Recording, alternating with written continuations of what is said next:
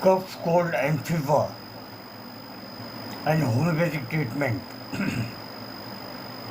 Common cold, cough and mild fever are often caused by viral infections. Sudden weather changes or low immunity. Homeopathy offers gentle and effective remedies without side effects.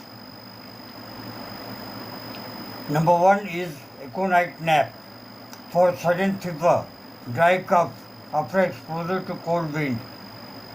Second number is belladonna, high fever with red face. Face is always red. Throbbing headache and dry cough, Briny alba. Dry cough, worse by movement, better by rest. Arsenic album, runny nose, restless, weakness and thirst for sips of water.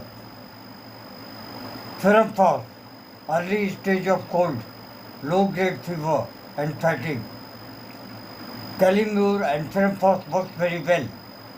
If you are having fever, always take Calimure and Ferrophos 10 minutes alternately. Always consult a qualified homeopath who is just nearby. Thank you.